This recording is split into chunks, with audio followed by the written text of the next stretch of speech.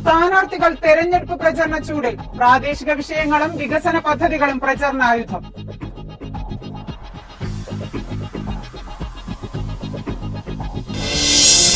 ബിഷപ്പിനെതിരായ VT Balram MLAയുടെ പരാമർശം തെറ്റായി പോയെന്ന് ഡീൻ കുര്യാക്കോസ്. ഇടുക്കി രൂപതയും ബിഷപ്പും കോൺഗ്രസിന് എതിരല്ലെന്നും ഡീൻ. പാപനാശം ബീച്ചിൽ മോഷണം വ്യാപകം. മോഷണത്തിന് പിന്നിൽ റിസോർട്ട് ജീവനക്കാരെന്ന വ്യാജേന തീരത്ത് സംഘടിക്കുന്നവർ.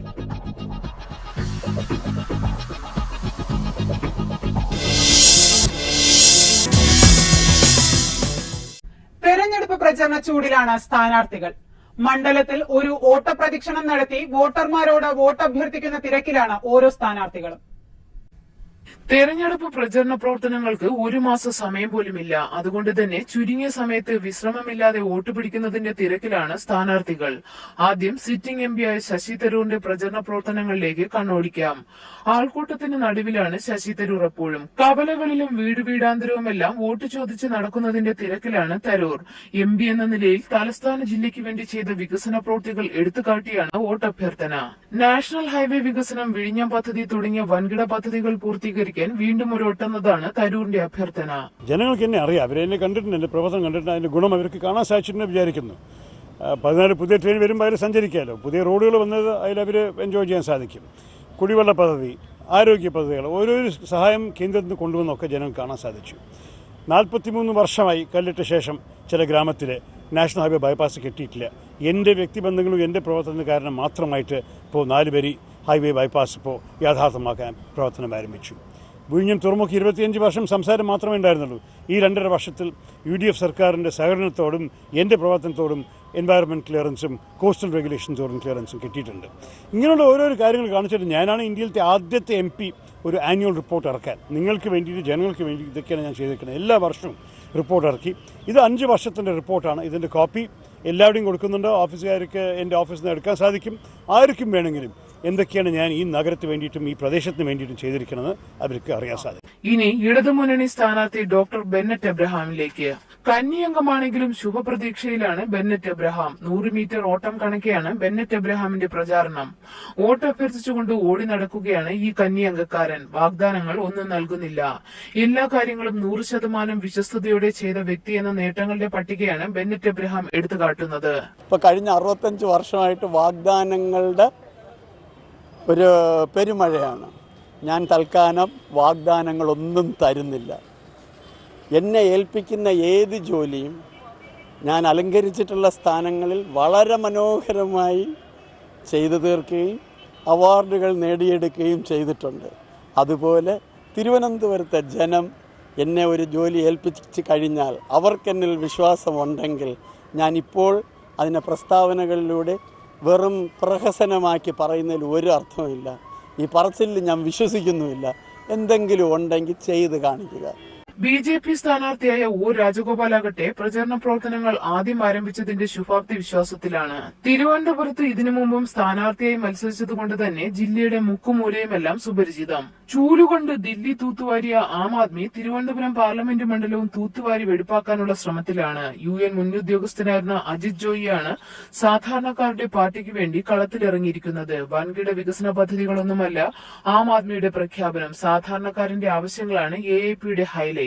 വലിയ വിഷയങ്ങൾ തീർച്ചയായിട്ടും ഉണ്ട്. വലിയ വിഷയങ്ങൾ ഇമ്പോർട്ടൻ്റ് ആണ്. വലിയ വിഷയങ്ങൾ മുമ്പുള്ള വിഴിഞ്ഞം പ്രോജക്റ്റ്, അതുപോലെ NH highway, national highway development, railway development, ഇതൊക്കെ MP യുടെ വിഷയമാണ്. പക്ഷേ ഞാൻ കാണുന്നത് ഒരു ജനപ്രതിനിധി എന്ന രൂപത്തിൽ ഒരു മനുഷ്യനും ഒരു ദിവസം പോലെ ഒരു ബുദ്ധിമുട്ടും അനുഭവിക്കരുത്. ബുദ്ധിമുട്ട് വരുന്നത് ഈ വലിയ എയർപോർട്ടൊക്കെ ഇല്ലാഞ്ഞിട്ടല്ല. ബുദ്ധിമുട്ട് വരുന്നത് അവർക്ക് കുടിക്കാൻ വെള്ളമില്ല, അല്ലെങ്കിൽ സുരക്ഷയില്ല, അല്ലെങ്കിൽ ജീവിത മാർഗ്ഗമില്ല. ഇത് കാരണമാണ് ബുദ്ധിമുട്ട് വരുന്നത്. ഇതാണ് ആദ്യം നമ്മൾ റെഫർ ചെയ്യേണ്ടത്. ആം ആദ്മിയുടെ പ്രശ്നങ്ങൾ, സാധാരണക്കാരുടെ പ്രശ്നങ്ങൾ. ഇടതുപക്ഷ ഐക്യമുന്നണി സ്ഥാനാർത്ഥിയായി M ഷാജിർ ഖാനും തെരഞ്ഞെടുപ്പ് ചൂടിലാണ്. കഴിഞ്ഞ ദിവസം RMP നേതാവായ KK രമ ഷാജിർ ഖാന്റെ തെരഞ്ഞെടുപ്പ് പ്രചരണ പ്രവൃത്തികൾക്ക് തുടക്കം കുറിച്ചു. പ്രചരണത്തിന് കുറച്ചു ദിവസങ്ങൾ മാത്രമേ ഉള്ളൂ എന്നതിനാൽ ഊണും ഉറക്കവുമെല്ലാം ഉപേക്ഷിച്ച് വോട്ടർമാരെ കാണുന്നതിന്റെ തിരക്കിലാണ് ഓരോ സ്ഥാനാർത്ഥികളും. ഇടുക്കി ബിഷപ്പിനെതിരായ VT ബൽറാം MLAയുടെ നികഷ്ടജീവി പരാമർശം തെറ്റായി പോയെന്ന് ഇടുക്കിയിലെ UDF സ്ഥാനാർത്ഥി ഡീൻ കുര്യാക്കോസ്. ഇടുക്കി രൂപതയും ബിഷപ്പും കോൺഗ്രസിന് എതിരല്ലെന്നും ഡീൻ കുര്യാക്കോസ് പറഞ്ഞു. ഇടുക്കി രൂപതയുമായി കോൺഗ്രസിന് പ്രശ്നങ്ങളൊന്നുമില്ല. മാധ്യമങ്ങൾ പോയ ശേഷം ഇടുക്കി ബിഷപ്പുമായുള്ള പ്രശ്നങ്ങൾ പറഞ്ഞു തീർത്തിരുന്നുവെന്നും ഡീൻ കുര്യാക്കോസ് പറഞ്ഞു. ബൽറാം എംഎൽഎയുടെ പരാമർശം വ്യക്തിപരമായ അധിക്ഷേപമാണെന്നാണ് കോൺഗ്രസ് വിലയിരുത്തൽ. നേതൃത്വം ബൽറാമിനെ തിരുത്തിയിട്ടുണ്ട്. ഇടുക്കി രൂപതയും ബിഷപ്പും കോൺഗ്രസിനെതിരല്ലെന്നും ഡീൻ കുര്യാക്കോസ് പറഞ്ഞു. യൂത്ത് കോൺഗ്രസിന്റെ നിലപാട് അല്ലെങ്കിൽ ഇന്ത്യൻ നാഷണൽ കോൺഗ്രസിന്റെ നിലപാട് വളരെ കൃത്യമാണ്. ബലറാമിന്റെ സ്റ്റേറ്റ്മെന്റ് വളരെ വ്യക്തമായി അധിക്ഷേപിക്കുന്ന തരത്തിലായി എന്നുള്ള ആരോപണമാണ് ഇവിടെ വന്നെത്തി നിൽക്കുന്നത്. അതുകൊണ്ട് തന്നെ പാർട്ടിയും മുഖ്യമന്ത്രിയും പാർട്ടി നേതൃത്വവുമൊക്കെ വളരെ സീരിയസായി ആ വിഷയത്തിൽ ഇടപെടുകയും ഞങ്ങളുടെ നിലപാട് ഇതല്ല എന്ന് വ്യക്തമാക്കുകയും ചെയ്തിട്ടുണ്ട്. യൂത്ത് കോൺഗ്രസിനെ സംബന്ധിച്ചിടത്തോളം യൂത്ത് കോൺഗ്രസിൻ്റെ അഭിപ്രായവും അതുതന്നെയാണ്. ആരെയും വ്യക്തിപരമായി ആക്ഷേപിക്കേണ്ട ഒരു സാഹചര്യം അവിടെ ഇല്ല. വ്യക്തിപരമായി ആക്ഷേപം ഉന്നയിച്ചിട്ടുള്ള ബലറാമിന് തെറ്റുപറ്റി എന്നുള്ളത് തന്നെയാണ് യൂത്ത് കോൺഗ്രസിന്റെ നിലപാട്. തെരഞ്ഞെടുപ്പ് പ്രചരണാർത്ഥം ഇടുക്കി ബിഷപ്പിനെ സന്ദർശിച്ച ഡീനിനെ അദ്ദേഹം രൂക്ഷമായി വിമർശിച്ചിരുന്നു. ഇതിൽ പ്രതിഷേധിച്ച് ഇടുക്കി ബിഷപ്പിനെതിരെ ബൽറാം എംഎൽഎ ഫേസ്ബുക്കിൽ പോസ്റ്റ് ചെയ്തത് വിവാദമായിരുന്നു. വീട്ടിൽ വരുന്നവരെ അധിക്ഷേപിച്ച് ആട്ടിയിറക്കുന്ന നികൃഷ്ടജീവികൾ ഇപ്പോഴും ഉണ്ടെന്നായിരുന്നു ബൽറാം എംഎൽഎയുടെ പ്രതികരണം. ഇത് വിവാദമായതോടെ VT ബൽറാമിനെ KPCC താക്കീത് ചെയ്തിരുന്നു. ഇടതുമുന്നണി വിട്ട RSP ഏറ്റവും വലിയ തിരിച്ചടിയാണ് നേരിടാൻ പോകുന്നതെന്ന് CPM സംസ്ഥാന സെക്രട്ടറി പിണറായി വിജയൻ. RSPയുടെ കൊടുംവഞ്ചന നേരത്തെ മനസ്സിലാക്കാൻ LDFന് കഴിഞ്ഞില്ലെന്നും പിണറായി വിജയൻ പറഞ്ഞു. തിരുവനന്തപുരത്തെ LDF സ്ഥാനാർത്ഥി ബെനറ്റ് അബ്രഹാമിന്റെ തെരഞ്ഞെടുപ്പ് കൺവെൻഷൻ ഉദ്ഘാടന ചടങ്ങിലാണ് RSPക്കെതിരെ പിണറായി വിജയൻ രൂക്ഷ വിമർശനം ഉന്നയിച്ചത്. കോൺഗ്രസുമായി നേരത്തെ ഉണ്ടാക്കിയ ധാരണ പ്രകാരമാണ് RSP LDF വിട്ടു പോയതെന്നും പിണറായി വിജയൻ പറഞ്ഞു. നമ്മുടെ സംസ്ഥാനത്ത് LDFൽ നിന്ന് ഈ അടുത്ത ദിവസം ഒരു കക്ഷി പുറത്തു പോവുകയുണ്ടായി. ഇപ്പോ ഉമ്മൻചാണ്ടി പറയുന്നത് സ്വന്തം കുടുംബത്തിലേക്ക് മടങ്ങി വന്നിരിക്കുകയാണ് എന്നാണ്. അത് നമുക്കിതേവരെ മനസ്സിലാകാത്തൊരു കാര്യമായിരുന്നു. ഈ RSPയുടെ കുടുംബം UDF ആണ് എന്നത് ഇതേവരെ നമുക്ക് മനസ്സിലായിരുന്നില്ല. അല്പം കടുത്ത വാക്കുകളൊക്കെ ഉപയോഗിച്ച് പറയുന്ന ഒരാളാണ് ചന്ദ്രചൂഡനെങ്കിലും എല്ലാ കാലത്തും അദ്ദേഹം ഒരു കോൺഗ്രസ് വിരോധിയായിട്ടാണ് എല്ലാവരും കണ്ടിരുന്നത്. അദ്ദേഹത്തെ മുഖസാക്ഷിയാക്കി നിർത്തിക്കൊണ്ടാണ് ഇപ്പോ ഈ കാര്യങ്ങളെല്ലാം നടക്കുന്നതായിട്ട് കണ്ടത്.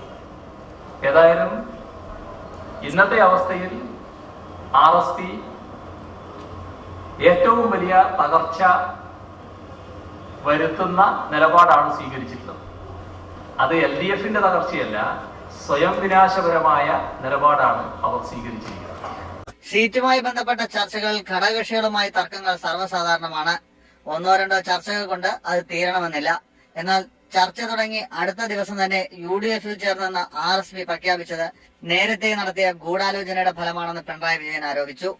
കഴിഞ്ഞ 3 തെരഞ്ഞെടുപ്പുകളിലും കൊല്ലത്ത് RSP അല്ല മത്സരിച്ചിരുന്നതെന്നും കോൺഗ്രസുമായി ധാരണ ഉണ്ടാക്കിയതിനു ശേഷമാണ് സീറ്റിനായി അവകാശവാദം ഉന്നയിച്ചതെന്നും പിണറായി പറഞ്ഞു. മത്സ്യമേഖല നേരിടുന്ന പ്രശ്നങ്ങൾ വരുന്ന ലോക്സഭാ തെരഞ്ഞെടുപ്പ് വേളയിൽ പ്രധാന ചർച്ചാ വിഷയമാകുമെന്ന് നാഷണൽ ഫിഷ് വർക്കേഴ്സ് ഫോറം ദേശീയ സെക്രട്ടറി T. പീറ്റർ പറഞ്ഞു. തീരദേശ സംസ്ഥാനങ്ങളായ ഗുജറാത്ത്, മഹാരാഷ്ട്ര, ഗോവ, കർണാടക, കേരളം, തമിഴ്നാട്, ഒറീസ, പശ്ചിമ ബംഗാൾ എന്നിവിടങ്ങളിൽ പ്രചരണ ജാഥകളും ബഹുജന കൺവെൻഷനുകളും നടത്തും. കേന്ദ്ര സംസ്ഥാന സർക്കാരുകൾ മത്സ്യമേഖലയ്ക്ക് അർഹമായ പരിഗണന നൽകാത്തതിലുള്ള പ്രതിഷേധമായാണ് ജാഥ നടത്തുന്നത്.